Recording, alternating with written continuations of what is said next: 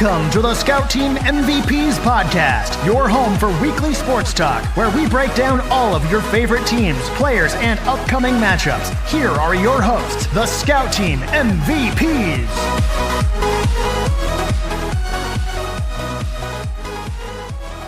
That's right, we are the Scout Team MVPs, and we are back with episode 2 of the Scout Team MVPs podcast. We had a great week last week, and we're back to do it all over again. I have Shane and Rob with me, as always. Gentlemen, how you guys doing? I'm doing all right. How are you? Doing well. I'm good. Shane, what's it like at the Burlick household these days? Fun stuff as per usual. Did you guys read this story that was out today about this woman in Ireland or whatever that married that ghost pirate? Did you guys hear about this? I did see a little bit about that.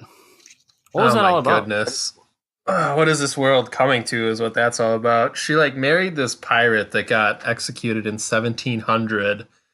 And she's like, hey, don't hate on my ghost marriage. It's legit. Come on. How much attention do you want, lady? To each his own, right? I mean, you want to marry a ghost? I mean, that's fine with me. Whatever. What was their claim? He wasn't there enough for?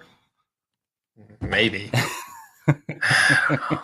So things are good at the Burlick household. Rob, how are things at the old Guthrie compound? Never better. Never better? Yeah, I guess so. Yeah, they're pretty good. How's your weekend? What'd you do? To be honest, I can't remember what I did. Oh, well, okay. That's easy enough. Well, good deal. Sounds like we're all doing good. Had a good weekend, and we are back with some more sports action. As always, you can find us on Facebook and Twitter at Scout Team MVPs. Also visit our website at www.scoutteammvps.com. We're coming at you weekly on Wednesdays, and we had quite the weekend full of sports here that we're going to kind of break down for you guys today. And we're going to kind of get into some NFL talk, a little bit of a recap of what went down this past weekend in Week 14. We had another coach firing that just happened here recently. We'll kind of touch on that a bit. We're going to get into some fantasy football talk. Week 1 of the playoffs just went down. Lots of unhappy people out there after they were bounced from the football playoffs here in round 1. Also, we had a Heisman Trophy winner crowned over the weekend. And we are going to also introduce a new segment to you guys called our Honorable Mentions of the Week. And our final topic of the week, as always, will be our Scouting for Picks segment, where we're going to pick a few games for you guys from the NFL week and some of those big matchups that are out there. And hopefully you guys enjoy the episode.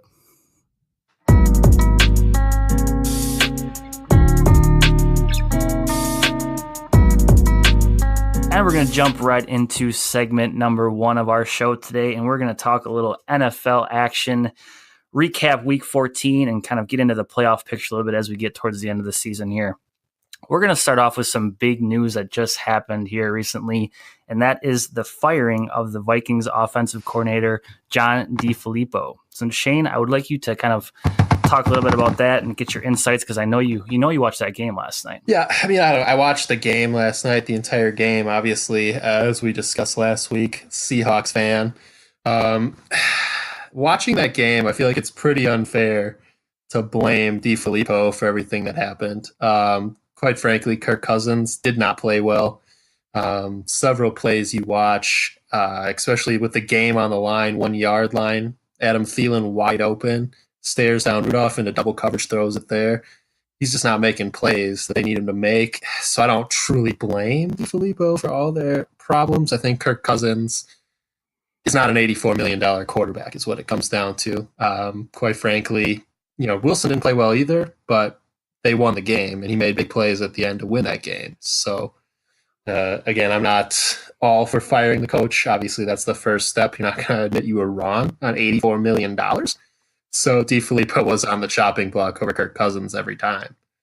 Yeah, I mean, after watching that game last night too, it kind of seemed like a really instantaneous kind of reaction to what went down, just purely based off of last night. I know the Vikings have been struggling a little bit offensively and not maybe getting exactly what they're looking for from their offense so far this year.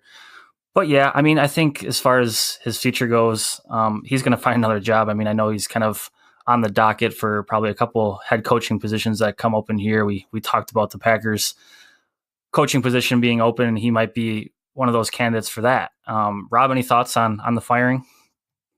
Well, as you guys know from last week, I'm not a huge proponent of firing mid-season. But if you look at his numbers in 2015, he was an offensive coordinator for the Browns. They were ranked 30th in points per game. And this year with the Vikings, they're ranked 20th in points per game. So something had to change. And obviously, like Shane's right, your quarterback's not going to be it. Right. Yeah. You give a quarterback that much money, guaranteed they're going to give him absolutely every single opportunity to get the job done. So somebody had to go, and it just so happened that it was John DeFilippo, and he'll be moving on somewhere else. So a little bit about him. We're going to jump into some of the Week 14 recap here. We had action down in Miami with the Dolphins and the Patriots game. I'm sure most of you guys watched that, and that last play there, kind of one of those, Stanford band kind of plays there. I was waiting for the Miami Dolphins band to run onto the field for that one. What did you guys catch that? Oh yeah. I just think that it really came down to situational football. They had Gronk as their jump man back in the cover 3, and it came down to him versus Drake, and I'd take Drake in that situation all day, and he scored. So yeah, how do you have Rob Gronkowski in on that play when the Dolphins have what they were at their own 30-yard line? They have 70 yards to go. Did they really think, they were going to throw a ball 70 yards to the end zone? I mean, I don't even see why he's even in the game at that point. Shane? Yeah, can Ryan Tannehill even throw it that far? I mean, come on. What made I don't think you put Gronkowski in there. I mean, I think you reserve that for when they're going to toss it to the end zone. That's when you see guys like Julio Jones, Calvin Johnson, when he was in the league, those big wide receivers go down there, because we all know what happens when you bat the ball in the air. Anything can happen. But yeah, why you have an offensive player to potentially make a tackle at the end of the game, I have no idea. And I know we're getting this later in the fantasy later in the segment, but I have Drake on my fantasy team. And yeah, he's the most infuriating fantasy player ever. But I don't know. I mean, yeah, that was kind of just a fluky play. I mean, you didn't expect that to happen. Maybe less than one time in 100. if you actually look at the play, it was actually kind of a broken play in the sense it was supposed to be like a hook and ladder, but Parker was totally out of position, and it actually worked out for him. So it is what it is, I guess. Yeah, it just seems like every time the Patriots go down to Miami, something happens, and they seem to have the Patriots number down there. So definitely an exciting game, exciting ending to that game for sure, and drops the Patriots to 9-4. So another game we had on the docket this past weekend. We had the Giants over the Redskins 40-16, and 40-point performance from the Giants, and that game was over in the first half. And Saquon Barkley barely played in the second half, and that was just a rout. I mean, you have Mark Sanchez as the Redskins quarterback, and I think we've kind of seen how that's worked out for him so far. Yeah, so that was a hideous display by Washington. Sanchez threw 2 picks, Johnson threw 1. When you turn the ball over 3 times in the air, it's hard to win. And then you let Saquon Barkley go for 170 and a TD. It's pretty hard to stop. I'll take Saquon all day long, being on my fantasy team, so I enjoyed that performance. He's really Shane, awesome. thoughts on the Redskins Giants game? So in terms of my thoughts, Washington, once Alex Smith went down, that was the kiss of death for them. Obviously, Mark Sanchez is not going to be a star. We've seen it. The butt fumble comes to mind.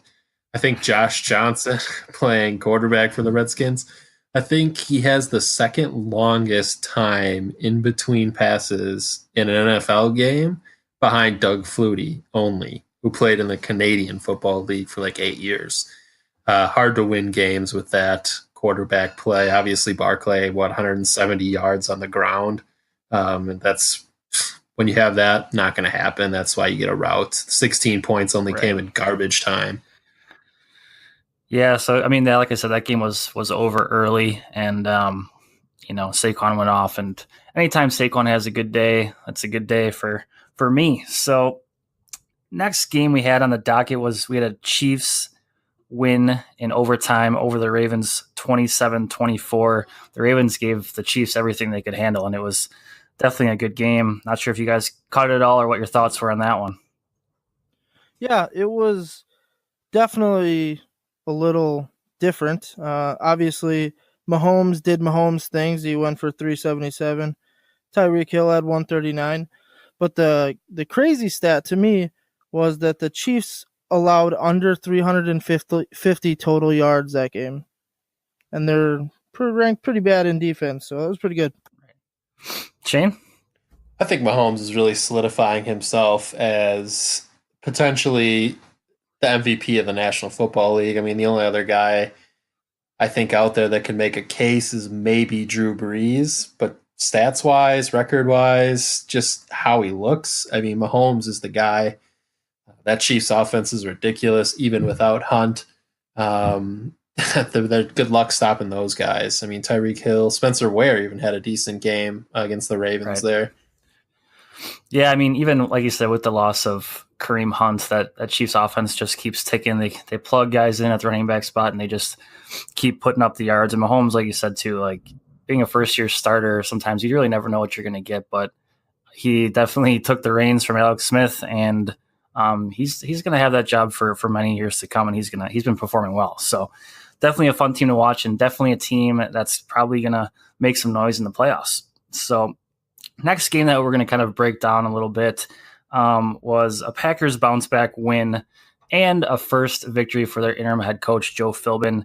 I know the Packers, nothing really to play for potentially. I mean, they have a long shot here still at the playoffs, but I think it was just one of those wins where, you get some new blood in there with the head coach and different voice in the headset for Aaron Rodgers and Joe Philbin calling the plays. Score was 34-20, but I don't think that game was as close as the score dictates. Even Rodgers too, broke the record for most consecutive passes without an interception. Passing Tom Brady. That record was 359 attempts, but after his day was done, he sits at 368 pass attempts without an interception. Numbers probably a little bit skewed because even during that broadcast they showed a stat where Rodgers has over 50 some throwaways this season, and the next closest quarterback was 30. So maybe some skewed stats, but still, anytime you have over 300 pass attempts without interception, I think it's pretty good. You guys catch the Packers game at all this weekend? It was a good one. I was actually impressed with Aaron Rodgers, the record that he was able to set, just because of how kind of he's having a down year. But if anyone was going to break Tom Brady's, consecutive passes without an interception, it was definitely going to be Aaron Rodgers. I mean, he's only thrown 79 career interceptions. He's got an interception rate of 1.5%. So if anyone was going to do it, it's going to be him. Everyone's talking about Aaron Rodgers setting that NFL record. That's not the NFL record I want to talk about from that game. Joe Philbin, 2 challenges lost in the first 86 seconds of that game is the fastest in NFL history that someone's used both their challenges. That's impressive. I mean, especially after the first one got called a catch. I don't know. I mean, that was like, I don't know what. There's obviously somebody in his ear telling him the wrong stuff. So there might be another Packers person fired after this week for that too.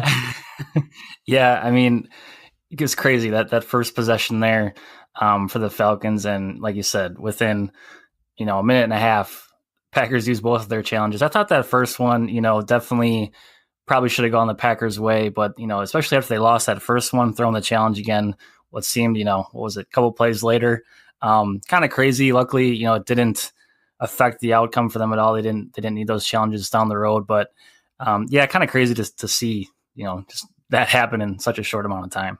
Yeah, all in all, though, I think Philbin had a good game. He called some good plays. not really ever played called before.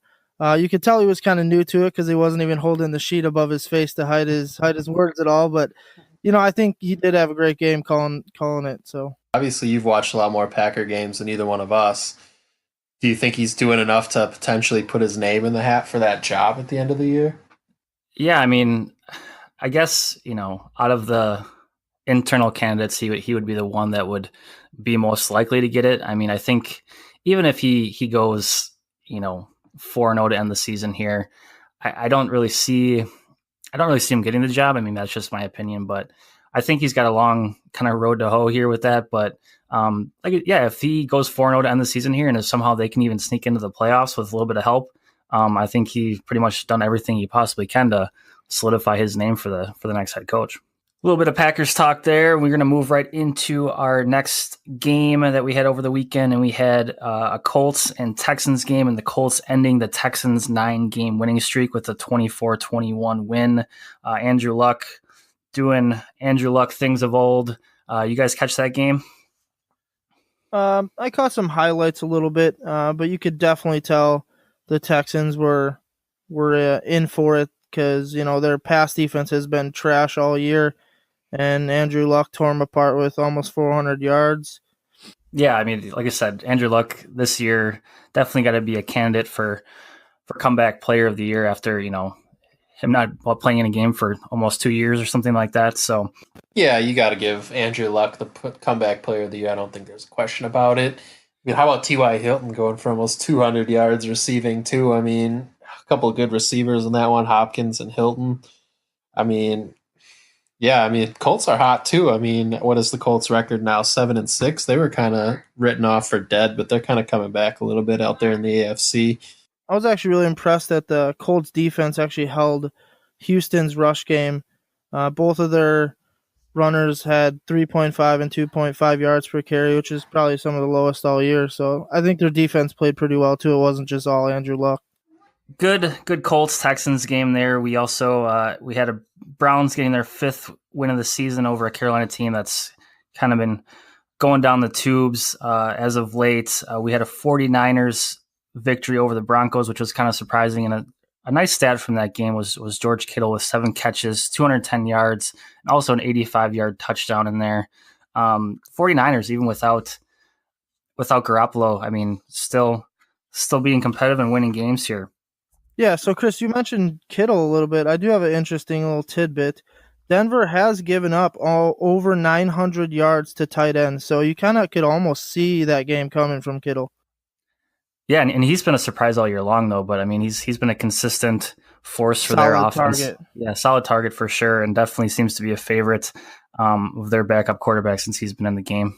You know that backup quarterback for San Francisco, what college he went to? Not off the top of my head, no. No, I'm not a genius. How about Southern Miss, boys? Same as Brett Favre. Oh, no wonder he's got that rocket arm. That's where he learned it all. We should have seen that coming. Maybe he's going to push for some more starter reps next year after Garoppolo's back. Hey, I mean, he did throw for 330 yards, so he did have a good game. Anything is possible. So yeah, good 49ers, win there. We also had a pretty stunning Raiders victory over the Steelers, 24-21. Steelers, you never know what you're going to get from week to week this season. It seems like, I mean, some weeks they look like the Steelers of the past 10 years, and sometimes you never know what you're going to get. So Raiders, who have been down in the dumps all year, obviously, as with their first year with John Gruden as head coach, getting a really good victory. Yeah, and I think it wasn't all just the defense of the Raiders. It definitely Derek Carr stepped up a lot too. He had like 300 plus yards in that game. And the biggest thing for me was Pittsburgh gave up 14 fourth quarter points, which is pretty rare out of a good Pittsburgh D. So that was definitely the game changer. Shane, thoughts? Well, obviously the Le'Veon Bell situation was a pretty big distraction for this team. I mean, I'm never a big subscriber to the theory that distractions really affect teams. I think a lot of it is just on-field performance. I think, honestly, Ben Roethlisberger, he's kind of a dramatic quarterback. I mean, he's not he's not a guy that's going to step up and say, hey, that's on me. I mean, I think last year when he threw those 5 interceptions in the game, he said, oh, maybe I should just quit. That's not what I'm looking for out of a franchise quarterback, potentially a future Hall of Famer. He just seems to be disinterested the more the season goes on. Right. Yeah. I mean, it's going to be interesting to see what we get from the Steelers down the stretch here for sure. And if they're going to be any sort of contender as the playoffs come around here. Also had a really good Cowboys-Eagles matchup. Those games are always fun to watch. Cowboys coming out on top 29-23 in overtime.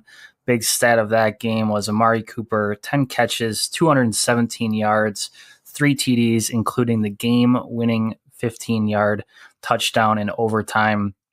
Cowboys, the Eagles, like I said, always a good game. I think they were the game of the week there on Fox, and definitely a good game. And the Cowboys have been hot lately, so fun to watch. Yeah, I know we're going to get into it a little bit later, but who could have seen that coming that the Cowboys were going to win that game, right, guys? Yeah, whatever, Shane. I did find it interesting that all of Amari Cooper's touchdowns were go-ahead touchdowns. They were very generous with that stat in the broadcast, and I thought that was pretty interesting. Yeah, I mean, for sure. I mean, it's a crazy performance by Amari Cooper. Definitely seems to be panning out for the Cowboys after sending their first-round pick to the Raiders to get him earlier this season.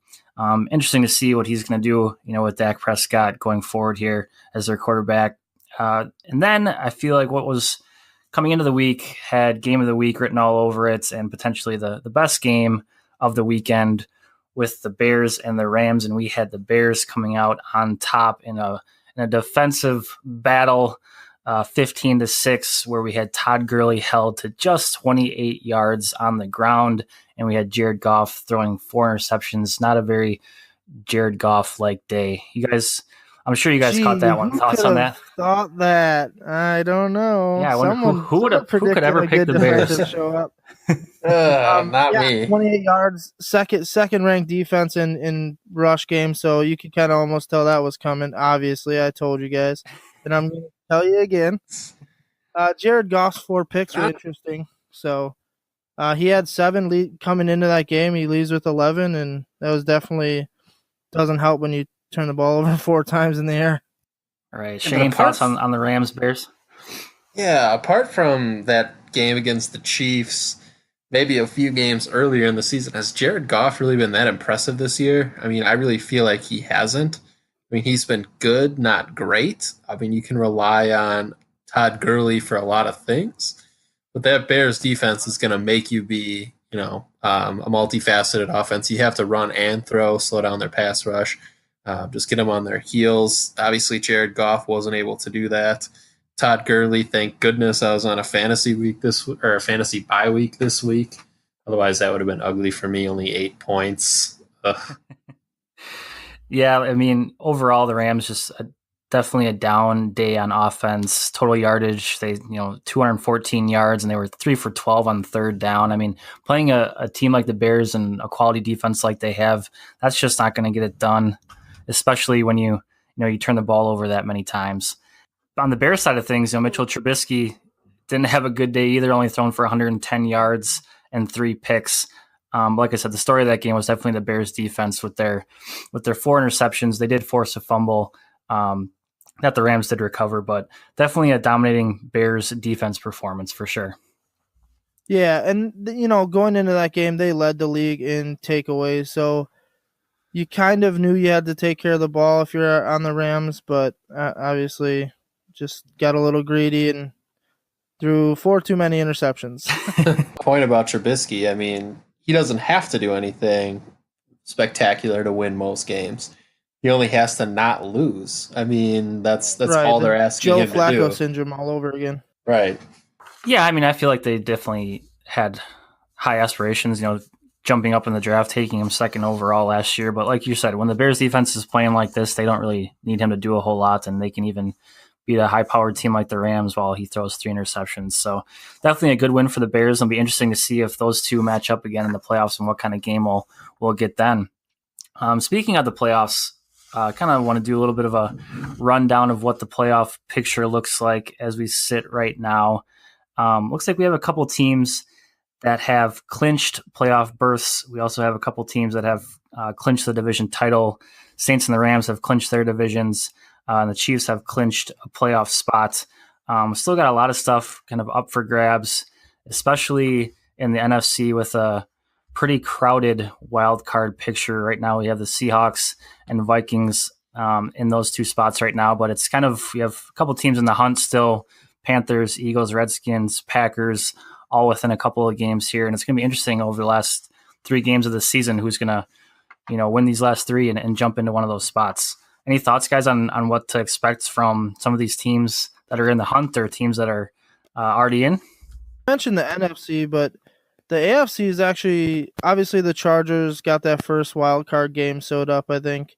But the Colts, Dolphins, and Titans are tied with the Ravens at 7-6, and there's only, one game in between 2 other teams there. So that's going to be pretty close too. Yeah, I'm going to jump back over to the NFC. I mean, it's much more jumbled there too, I think. I think in both conferences, teams are just playing for one playoff spot. San Diego's going to take one. Seattle, if they win against San Francisco or Arizona, they clinch a playoff spot. That's going to happen. I mark that down now. They may not beat the Chiefs, but they will beat either San Francisco or Arizona to guarantee themselves a spot. I think the Packers, honestly, are not in a bad spot where they sit.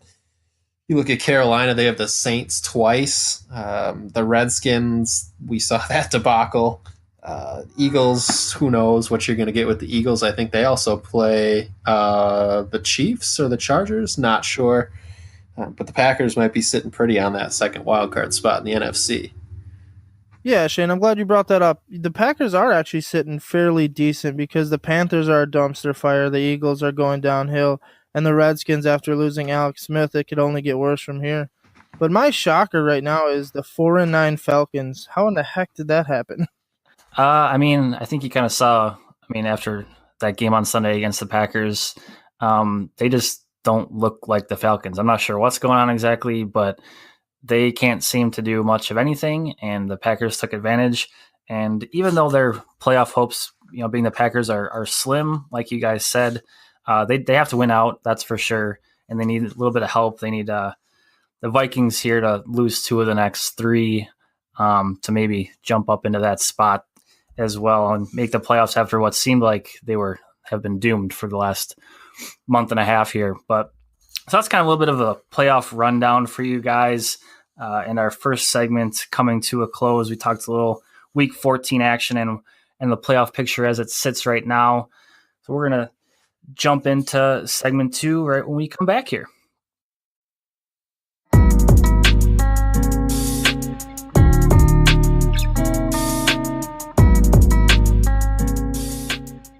Jumping right into our second segment of episode 2 here on the Scout Team MVPs podcast, and we're going to go right into some fantasy football talk, little playoff week 1 recap for all you fantasy football players out there. I know for our sakes, we are all in a league together. We've been doing it now for, this is our 8th year, I believe. And not to brag, but I am one of 2 two-time champions of the league, along with Shane, right, Shane? We kind of run this league, right? Yeah, I was gonna say some of us play a little bit better than others, Rob. But you guys are donkeys. Shut up. Yeah, over the past couple of years, I haven't been doing as well. But anytime you're a 2-time champion out of only 7 seasons, you're doing something right. So, yeah, just a little bit about our fantasy football background. Like I said, this is now our 8th season that we're doing the league together. A bunch of our old high school buddies in the league together. Just one of those things that, if you enjoy sports, you're probably going to enjoy fantasy football. One of those ways to always be engaged in all of the games that are happening, not just the team that you root for. But we just, one of those things that we wanted to start to kind of, because we're all competitive. We love sports. We love football. We love watching the game. So we started the league, and currently we're only sitting at an 8-team league, but we are going to be having 2 new members join our league next year. It's a keeper league, 2-player keeper, and is a full point PPR league. And it always is nice to see those high scoring matchups every single week. unless you're Rob. But Listen here, guy. I don't want to hear any of your crap. All right. I mean, Rob's sitting in last place. Dumpster fire. I drafted a dumpster fire, and I'm making the best of it. All right. Well, you made some good moves for your future. You're in full-on rebuilding mode. It's so great. You guys can all just take your good teams and shove them. Let's just read. I mean, I'm hoping to 1-11-1. Hey, that's better than 0 wins. So I'm not really worried about it. That's true. 1 win is better than 0. That is for sure. I can do math. I think you're just looking forward to that number 1 pick next year. And I think you have 2 first-round picks, don't you? Can we be honest here? Once I was 0-5, and Elliott wasn't performing like I thought he was gonna, I kind of started playing for next year already. So, last place. Well, I mean, whatever. Last place is my goal. So here we go, boys. I mean, however you have to justify it. I mean, just sitting at, like Shane said, 1-11-1. I mean, I just got to rationalize it. That's all. Yeah, whatever you got to do to, whatever helps you sleep at night about being terrible at fantasy football is, Yeah. Oh well. So yeah, like I said, guys, I mean, it's just one of those things that we enjoy because we're all competitive, and like you see, it's always fun to trash talk a little bit. Yeah, it's hilarious. Especially when you do a podcast with the team that's in last place, that always helps. Hey, wait a minute. Okay, so I just want to say something to everybody that's listening. I'm not always bad, all right? This is my worst year by far. Most of the times I'm in the top 4. No. top half of the league. So I just want to let you guys know that these guys are all full of garbage. We can fact check that. Well, I think the record speaks for itself. You guys keep throwing that stupid record in my face. Enough about Rob's dumpster fire of a team. Football segment. You didn't say bash Rob for 5 minutes. Well, I thought it was kind of implied that that's what we do on this show. It was a secret, so we were gonna. Well, now everybody knows that secret's out. This is the Bash Rob podcast, episode 2.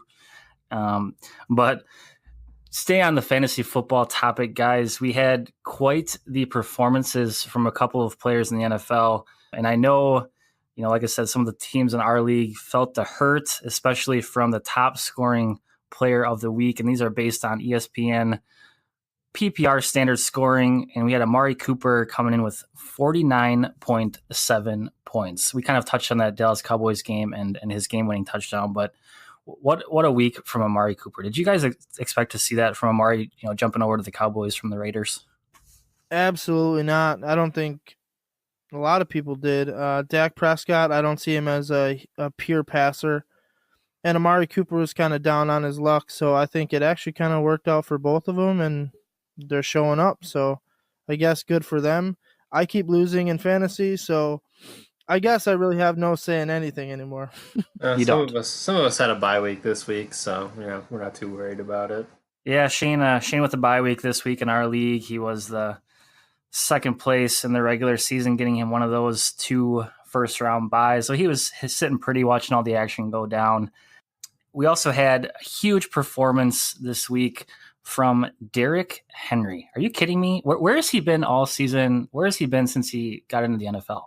Well, in our league, he's on the waiver wire, Chris. So obviously none of us are that good. So definitely a good game, 99-yard touchdown. I think he had like a 50-plus yard touchdown too.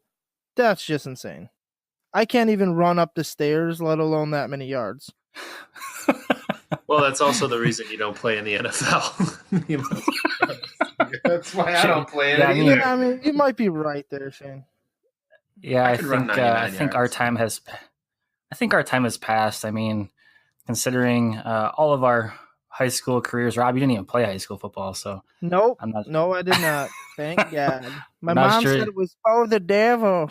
I blame a knee injury for taking me out of the game. Otherwise, I was going to be all pro. Yeah, that's true. Shane, just use that as an excuse, Shane. Don't lie. Shane, you are definitely headed in the right direction your senior year. Definitely a first team All-State was in your grasp, and then you tore your ACL and were hobbling around on a cane the rest of the season on the sideline. Yeah, it definitely was a great senior year for basketball. At least he played really well that year. I think he played like a whole 2 minutes. So was good. Careful, Rob. Hey, Palmyra Eagle. Hey, we're not the scout team MVPs for no reason. I mean, that's. I mean, let's be honest, I right? think I did get votes for scout team MVP senior year, even though I was in a torn ACL. Yeah, they felt bad for you. I had to play wide receiver. We didn't have enough depth. I was out there. Derrick Henry, huge performance, like we just talked about. We also touched earlier on George Kittle's huge day. He came in with 34 points on the week. Next guy on our list here, we have Juju Smith-Schuster with a 33-point performance in the Steeler loss to the Raiders. He was their lone bright spot. I played against Juju this week, and he definitely made it interesting for me. But so for me with Juju, it wasn't the points that amazed me. That catch was phenomenal. It was an amazing catch, and he's turned into probably pretty close to Antonio Brown level quality player. He's been good for them for sure. I mean, I don't know if I'd put him at Antonio Brown status quite yet, but I mean, he seems to week in and week out, he's a consistent performer. Definitely somebody that Big Ben is always tossing the rock to, and we saw it here with a 33-point performance. So next on our list, we have Ezekiel Elliott, who continues his hot last couple of games here. He comes in with 31.2 points. I know many fantasy owners are happy about that one. Especially once we traded him away. Yeah, Rob. He's been in quite a tear since I got rid of him. So it's come down to the fact that either A, I suck at fantasy football, which probably isn't the case. Correct. Or B, I have terrible luck. No, I think it's a luck There's no thing, B. Chris. No. I think you're off base. Just A. We don't need an option B. Well, I would love to continue this segment probably all night long and just continue to talk about Rob's terrible, terrible fantasy football team. You better watch it. Hold on a minute. But you can't end it yet. You got to tell them who plays each other this week for a shot at the championship. Do we got to walk you through this, Chris? Jeez. I was hoping you wouldn't bring that up, Shane, because after my week last week with Kareem Hunt being suspended, I had Greg Olsen go down. I had AJ Green come back for about 2 seconds. But yes, I did bounce back this week. I got a win in the round 1 of the playoffs. And upcoming this week, we have a Scout Team MVP matchup in round 2 of the fantasy football playoffs. Me versus Shane. And boys, I'm just going to give you my take on this. I think Shane is a crappy GM for his fantasy football team. So I'm going to go ahead and say that Chris is going to win this by a landslide. I think that even though he doesn't have Kareem Hunt, I don't think he needs him. I think Shane is going to actually bench some players, maybe leave his player spots open. I don't know what he does, but I think Chris is going to win. You want me to read off my roster and see how bad of a GM I am? Come on. No. Yeah. No, we don't have time for that. No time. Let's no time. Nope, no time. Sounds like a perfect time to wrap up segment 2, and we are going to take a short little break for an ad from our sponsor, Anchor. Have you ever thought about starting your own podcast? When I was trying to get this podcast off the ground, I had a lot of questions. How do I record an episode? How do I get my show on Apple Podcasts, Spotify, and all the other places people like to listen? How do I make money from my podcast? The answer to every one of these questions is really simple. Anchor. Anchor is a one-stop shop for recording, hosting, and distributing your podcast. Best of all, it's 100% free and ridiculously easy to use. And now, Anchor can match you with great sponsors too, so you get paid to podcast. For the Scout Team MVPs and what we decided to use to get our podcast off the ground, there was no better choice than Anchor. So if you've always wanted to start a podcast and make money doing it, go to anchor.fm/start to join me and the diverse community of podcasters already using Anchor. That's anchor.fm/start. I can't wait to hear your podcast.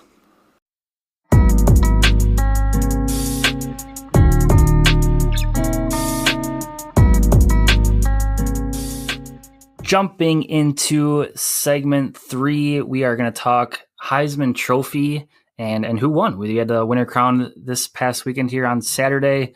The 3 finalists that were in attendance, we had Kyler Murray, the Oklahoma quarterback, Tua Tagovailoa, the Alabama quarterback, and Dwayne Haskins, who was the Ohio State quarterback. two sophomores with Tua and Dwayne there, and also a redshirt junior with Kyler Murray. And we had Kyler Murray winning the Heisman Trophy with a total of 2,167 points, which equates to 517 first-place votes. Tua came in second, and Dwayne Haskins in third. Any thoughts about on the Heisman Trophy, guys? And if you caught some of the play from those three finalists this year? So I haven't watched a ton of college football this year, but I did dig up some of their stats. And, Tua is the only person that leads an undefeated team in Alabama. The other two have one loss. And Haskins on Ohio State has their team leading the Big Ten. He's got 4,500 yards, 47 touchdowns, 8 interceptions, compared to the winner, Kyler Murray, 3,300 yards, 37 touchdowns, 4 interceptions. I guess I just kind of don't get how they vote. Well, considering, look at all the votes that are on the board there. The Heisman Trophy has been a quarterback award, I feel like, for the last, however many years. We've had a couple running backs sprinkled in, Derrick Henry and, Mark Ingram come to mind off the top of my head. But it's been a quarterback award. Especially with spread offenses that we're seeing, in college football. And Kyler Murray, not only is he a good passer, but he runs the ball extremely well. And he's one of those Russell Wilson type, as far as height goes, and he has a pretty good all-around game. Shane, any thoughts on Kyler Murray winning the Heisman? Two things. First, the most impressive part about all that was that you got Tua's last name right. I'm not even going to try it. I'm very impressed. Come on, give us one. Give us one. Tua Tagovailoa. I just call him Tua. Yeah, I'm not even going to try. Tua T, we'll call him. It's actually Tua Tagovailoa. So.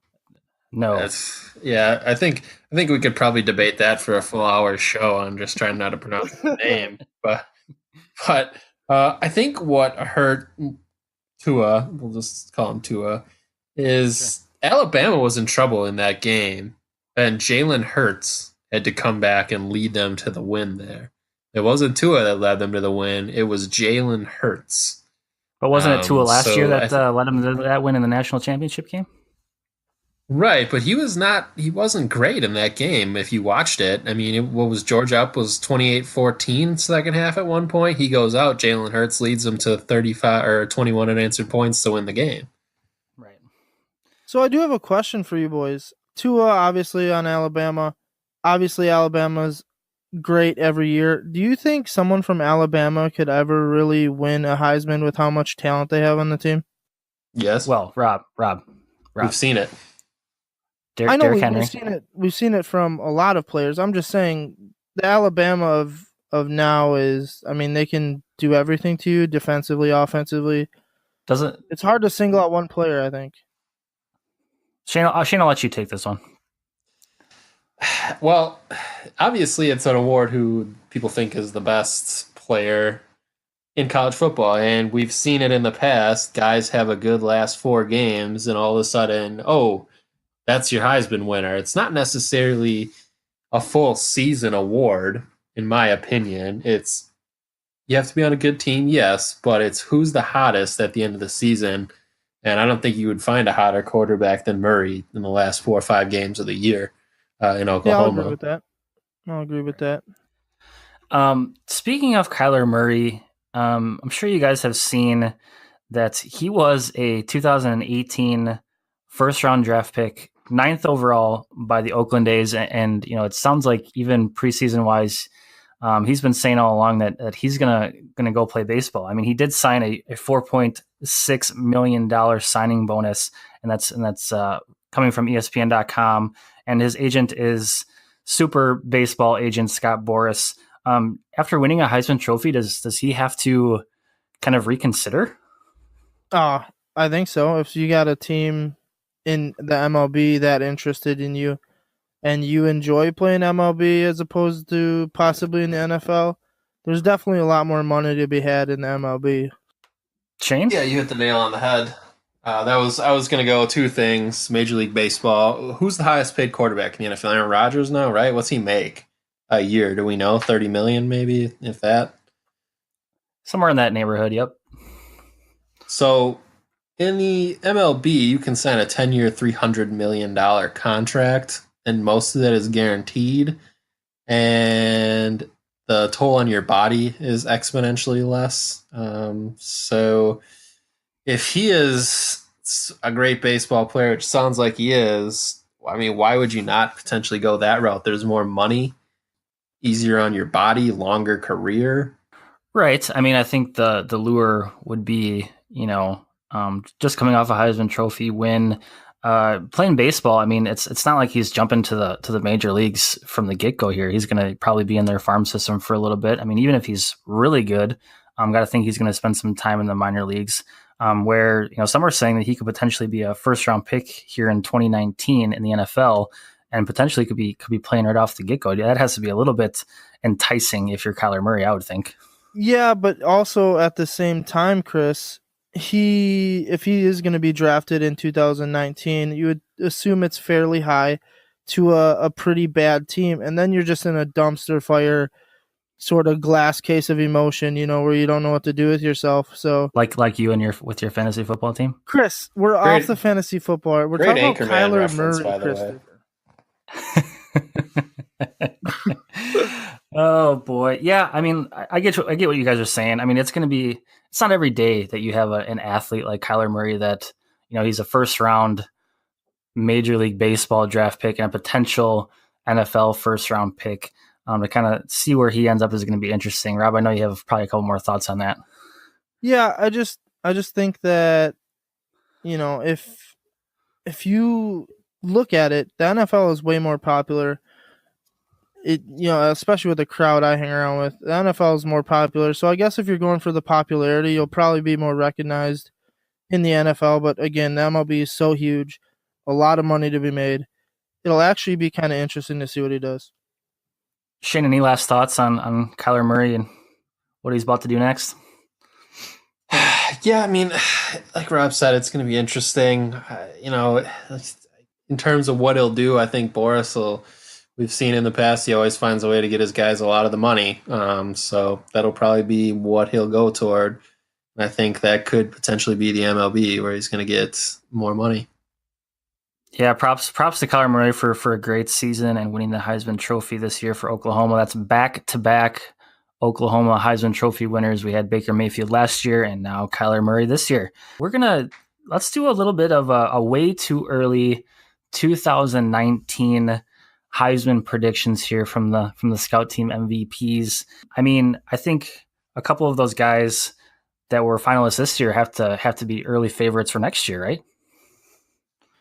I guess it kind of depends on how much interest is in the NFL for those quarterbacks. I would assume it's pretty high because it seems like a lot of NFL teams need quarterbacks. But I'm going to go ahead with, love watching this guy play. My favorite so far, it's a long shot in my opinion, but it's possible. Jonathan Taylor, running back for Wisconsin. I'm calling it 2019 Heisman Trophy winner. Boom. Love it, Rob. Yep. I mean, I think I'm on the same page as you. Like we said, we're all Wisconsin Badger fans here, and seeing another Heisman Trophy winner at Wisconsin. I think, our last being Ron Dane back in 1999. Jonathan Taylor won the Doak Walker Award this year, best running back in the nation. Badgers had a down season. Otherwise, I think he might have garnered some more interest for that Heisman. I know he was top 10 in the voting this year, but I think with a strong performance next year and a little bit stronger performance from the Badgers as a whole, Jonathan Taylor definitely going to be in the hunt next year for a Heisman, for sure. Not a chance. No chance. His teammate Alex Hornibrook's probably going to take the award home. Just kidding. Hopefully we never have to see him throw another pass for the Badgers. Good gracious, he's terrible. For me, since Tua and Haskins are both sophomores and they will be back regardless of the NFL attention, Rob, I think those two have to be your favorites for next year. Like you said, quarterback award, one of those two guys is winning it. Yeah, I think it's like we were talking about. Jonathan Taylor, I mean, he's a great running back, and I think it's all going to ultimately depend on how good the Badgers do next year. And with Tua Tagovailoa coming back next year, it's probably his Heisman Trophy to lose, especially after what he's done this season and his national championship performance last season.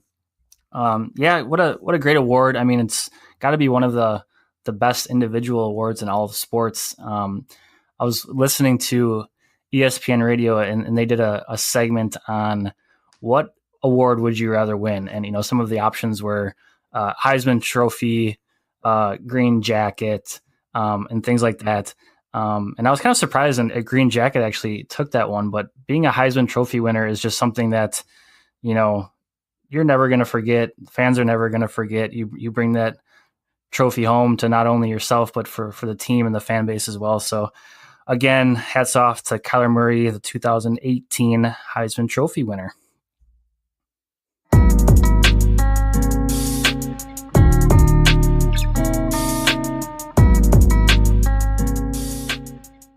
And we are back here on the Scout Team MVPs podcast. This is episode 2 of your weekly sports podcast. We just finished up talking a little bit about Heisman Trophy winner Kyler Murray, and we are going to now jump into our 4th segment of the week, which we are going to call Honorable Mentions of the Week, kind of break down some of those sports topics that are happening out there in the world of sports that aren't garnering much attention, but we want to bring up to you guys to make you aware. And we are going to throw it to Shane for our first Honorable Mention of the week. Yeah, for me, anybody who knows me knows I'm a big baseball fan, Brewers primarily, so we'll start there. Milwaukee linked to Wilson Ramos today. He's a catcher. Last season, he spent some time with Philadelphia in the NL. He's hit 306 with 15 home runs. Anybody who watched a Brewers game last year did not see a Brewers catcher approach the 300 average mark. Nowhere near that amount of power. Be a pretty big upgrade for them. They're also been linked to pretty much every starting pitcher out there, so that's natural. They've even been linked to another big name, Bryce Harper, as a dark horse for Bryce Harper. Considering the fact that he already got offered $300 million by Washington, I believe it was, Brewers are not going to get Bryce Harper.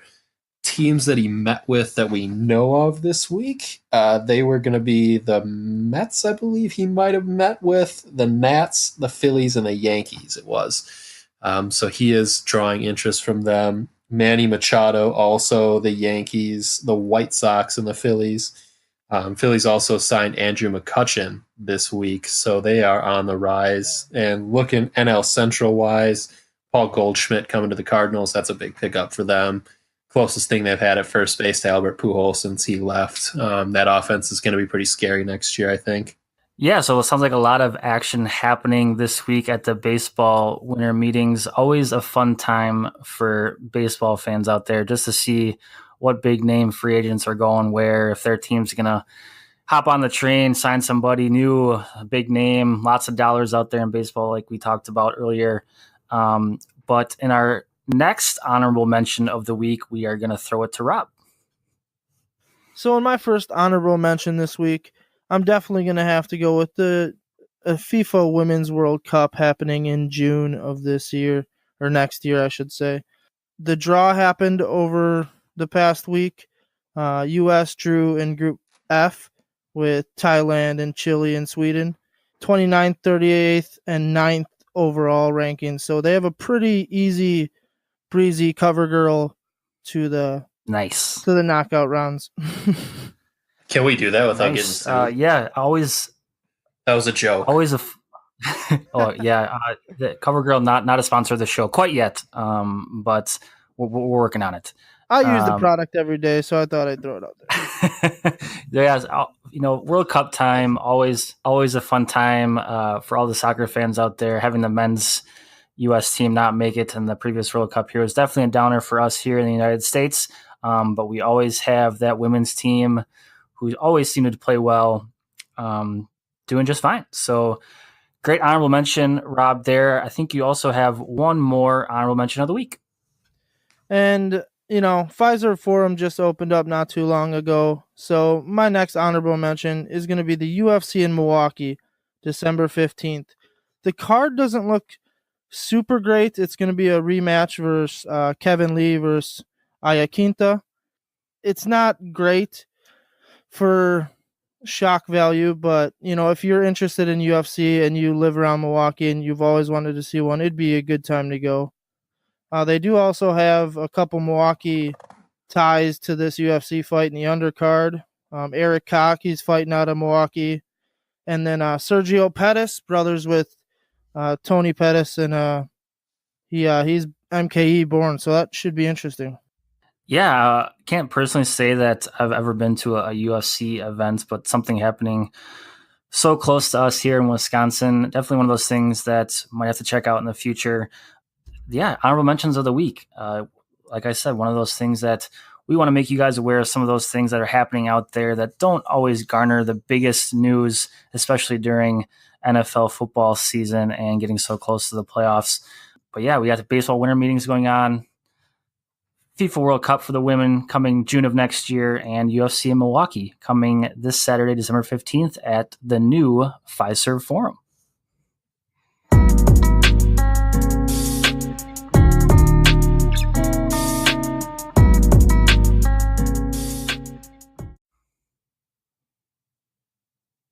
Segment number 5 coming at you here on the Scout Team MVPs podcast. This is our second episode, which will be weekly sports content for all you sports nuts out there. And we are coming into our favorite segment of the week, Scouting for Picks. Now, a little bit of another rundown about just exactly what we're doing here. We are going to pick 3 games every week in a NFL pick'em style way. We picked 3 games last week. Those 3 were Philadelphia Eagles at the Dallas Cowboys. We had the Bears and the Rams, and we also had the Seattle Seahawks and the Minnesota Vikings. Give you guys a rundown of kind of all went down there. Cowboys obviously won that game with Philadelphia. Shane was the only one of us 3 to get that game correct. Oh, boy. Yeah, some of us are a little bit better than others. It's okay. To be fair, it wasn't looking good until the very end for him, so I'm not really worried. He got lucky. It's not how you start; it's how you finish. Moving on. So after our first matchup, Shane is 1-0, and Rob and I sit at 0-1, and we move into the Los Angeles Rams and Chicago Bears. Bears on top 15-6 in that matchup, and well, we also now have Rob, the only one correct in that game. Yes, sir. You guys all bite me. Okay, so Rob got a little bit edgy there toward the end of the show. I love this segment; just fires me up, guys. I'm so edgy in this one. So currently I am sitting at 0-2, and you boys 1-1. Wow, great start, Chris. Yep, kind of like your fantasy team. Anyways, got him.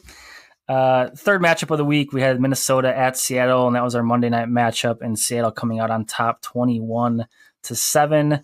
Both Shane and I picking the Seahawks correctly. There's my first victory of the week, boys. Yeah. Mm-hmm. Rob going with Kirk Cousins, who've never won a Monday night football game on the road. Good pick, Rob. Yeah, but you know what? Those sort of stats don't mean crap. No, not at all. Apparently they except do. for 0-5. I mean, whatever. So the last I saw the game, it was like 3-0. So I'm pretty sure they both had a shot to lose equally. So another lucked out game for you guys. Hey, Seattle's got the 21-5, man. Hometown or at home on night games.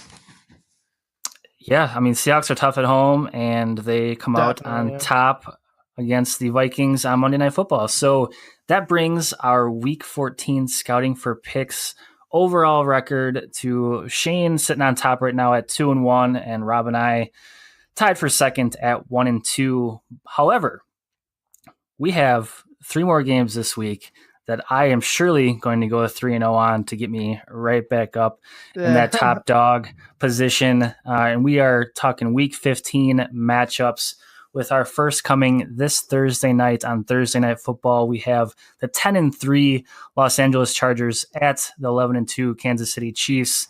Shane, predictions on this game? It's a tough one. 2 good football teams. Chargers, good offense. Phillip Rivers is playing well. He's very underrated this year, especially. against the Chiefs. Mahomes obviously lighting it up. That offense, ridiculous. I'm personally hoping for a high-scoring game with Keenan Allen and Mahomes on my fantasy team. Give me the Chiefs at home. I think they'll win that one. Close game, but I think they take it by a touchdown. All right, Shane's got the Chiefs in a close one. Rob, what do we got? So I'm gonna go the other way with it because home field's cool, but LA is pretty good offensively and they got a superior defense. Kansas City is 32 ranked in pass defense. They're also 25th in rush defense. Total defense, they're ranked 30th. So I really don't think that it's gonna. I know they're at home, but I really don't think they'll be able to stop Phillip Rivers. So you're going Chargers, eh? Yes, sir. Yes, sir. All right, so we got Shane going with the Kansas City Chiefs at home, and we have the visiting Los Angeles Chargers with Rob. And now it comes to me, and I mean, Arrowhead Stadium in Kansas City, tough place to play, especially with a Chiefs team that, like we talked about earlier, just keeps on chugging along, even with the loss of Kareem Hunt. Playing at home, prime time in that environment, I am going to go with the Chiefs. So Shane and I going Chiefs, Rob going Chargers, which brings us to our second matchup of the week and one of the longest rivalries in football. We have Packers at Bears. Packers sitting at 5-7-1. Bears at 9-4. This is a noon game, Central Time here for us on Sunday. Like I said, one of the longest running rivalries in football. 195 total games played between the two, and the Packers currently hold the edge right now at 96, 93, and 6 overall. Shane, why don't you go ahead and start us off with your pick for that matchup? This is an interesting one. Packers always play well in Chicago, but that Bears defense is ridiculous. Packers offense is inconsistent. I am going to have to go with the Bears at home, the Bears in that one. The Bears are at home. Potentially tough. Yeah, potentially tough environment to throw the football in, which affects the Packers more than the Bears because they rely on Aaron Rodgers to win the game. I think the Bears take it pretty easily, honestly. All right, Shane's going with the Bears. Rob? Yeah, I'm also going to go with the Bears here. Unfortunately, I have to agree with Shane. The Bears are pretty much better than the Packers in every single way, especially on defense. But the one area they do lack is their pass offense. Trubisky is definitely inconsistent, but I think their defense will be able to help hold them out. Green Bay is 0-6 away, and Chicago 6-1 at home. So it's kind of all things pointing towards the Bears here. Yeah, Green Bay definitely obviously struggling on the road this season. One of those big reasons why Mike McCarthy was let go as head coach. But anytime we get a Packers-Bears matchup, we always you kind of never know what you're going to get. I mean, the Packers have had their number in recent memory, but always a fun matchup. Might be a little chippiness on the field. When you have two teams like this that have been going at it for so long, always going to be fun to watch. Being a Packer fan and the only Packer fan on this show, I, of course, am picking the Packers. So we have Shane and Rob both going Bears there. I'm going Packers, and gets us to our third and final scouting for picks matchup of the week. We have the 9-4 Patriots at the Steelers, who are 7-5-1. Sunday afternoon game. Shane, who you got? Well, both of them are coming off pretty devastating losses. I don't bet against Tom Brady after a loss like that. I think the Patriots take this one. Patriots for Shane. All right, Rob, what do we got on this matchup? So this is probably one of the closest matchups I'll have to decide between if Big Ben plays. If he doesn't play, it's New England all day. But I'm definitely going to go with New England still, even though if he does play. I just think their offense is a little more consistent, especially with Connor's he's kind of up and down. The Steelers are 1-6 at home versus the Patriots in the last 7 games they've played. So that's definitely concerning. Patriots really good offense, Tom Brady. But we'll see if Big Ben plays and if I'm right. All right, so that leaves me. Let's see here. like you said, Shane, coming off 2 losses like these 2 teams are, I think it's going to come down to coaching in this matchup, and I'm going to go with the Patriots in this matchup as well. So that was our third and final matchup of the week in our Scouting for Picks segment. Tune in next week as to hear just how we did. Hopefully I can get off that 1-2 record there. Jump over Shane. Rob, I'm not really worried about you. Hey, Chris, how about you stop being so mean to me, guy? We're friends, I thought we were friends. We are friends, Rob. That's why I like to pick on you. So that wraps up our Scouting for Picks segment, and we're going to jump into our last segment and wrap it up here.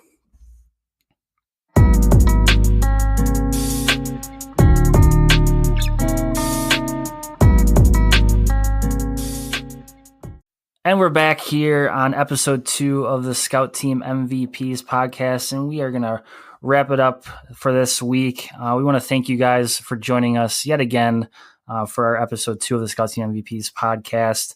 Listen to us every single week on Wednesdays, and like I said, subscribe so you guys are notified every single week when we drop another episode. You can find us on Facebook, Twitter, and we're also at anchor.fm/ScoutTeamMVPs. And everywhere that you guys enjoy listening to podcasts. Also, jump on our website at www.scoutteammvps.com. Also, donations definitely appreciated to help keep us running here. If you guys enjoy what you hear from the Scout Team MVPs, don't hesitate to throw a donation our way. We are coming at you again next week for episode 3. Can't wait, boys. Can't wait. What do you guys think? I'll tell you what, I'm super stoked right now. I just want everyone to know we are going to be adding content to our social media and our website very soon. So thanks for listening. Well, I was doing the math tonight. Rob used the phrase dumpster fire 4 times. If we can top that in episode 3, I'll be very impressed. Well, I thought it was only fitting using the word dumpster fire because I am recording with you. So, just the way it sounds like you found a new phrase. I mean, it's about time. I love the phrase dumpster fire. You are so with that, we thank you guys for joining us on this episode number 2 of the Scout Team MVPs podcast. Tune in weekly on Wednesdays and check us out on Facebook and Twitter. See you guys. See you boys next week. Check you guys later. Thank you for listening to the Scout Team MVPs. Be sure to subscribe and tune in next week as the MVPs discuss all the non-stop action in the world of sports.